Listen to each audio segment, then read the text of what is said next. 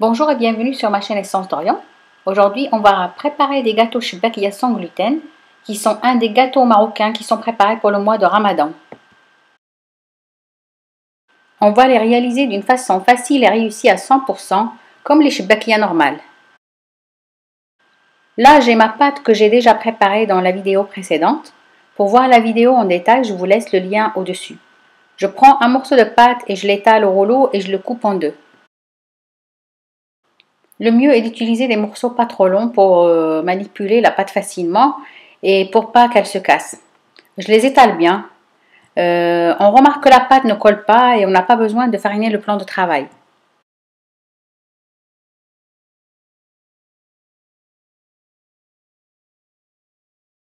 Je passe les morceaux de pâte dans la machine sur le numéro 3, 4 puis 5. Si ma pâte se casse, je la garde, je la plie en deux et je la repasse sur le même numéro jusqu'à obtenir un morceau de pâte utilisable. On ne fait pas attention au bord de la pâte s'ils sont brisés.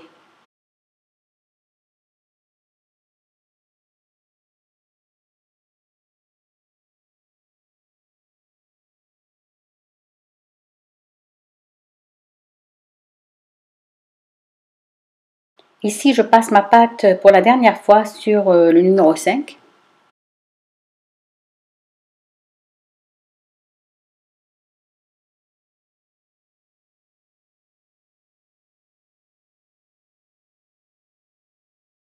Là, j'ai mon morceau de pâte que j'ai passé sur le numéro 5.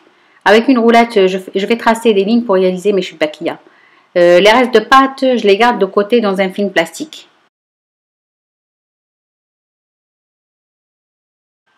Je dessine à peu près un carré avec 3 traits au milieu.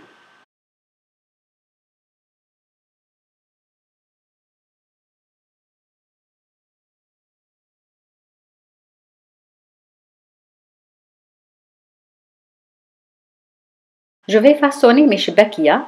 Je vous laisse regarder.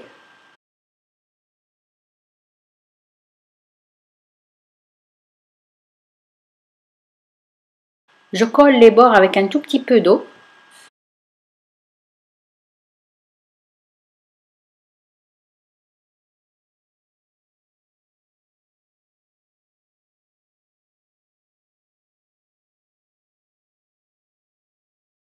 Voici la forme finale de mes chibakhiya.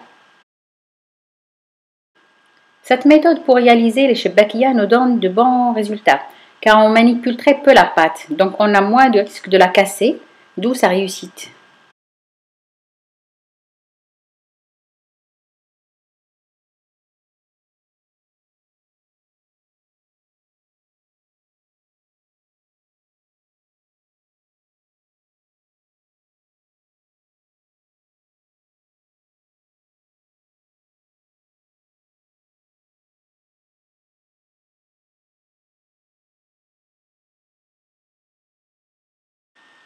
On voit ici pourquoi j'utilise l'eau pour coller la pâte.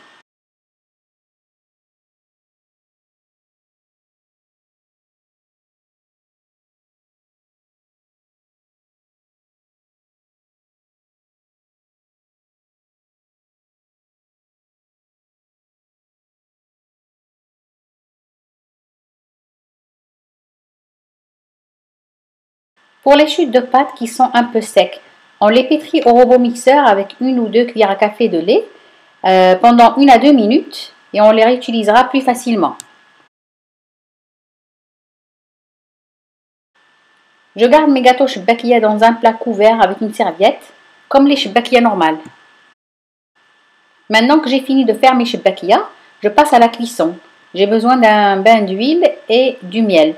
Je chauffe le miel dans un bain-marie et je lui rajoute 2 cuillères à soupe d'eau de fleur d'oranger.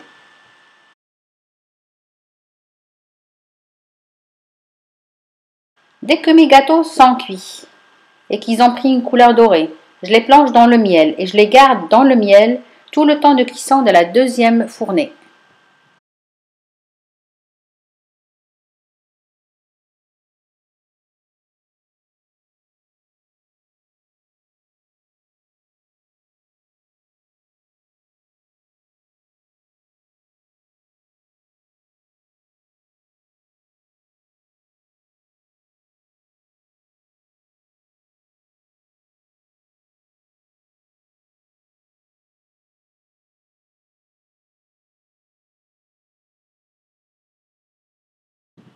Voici le résultat.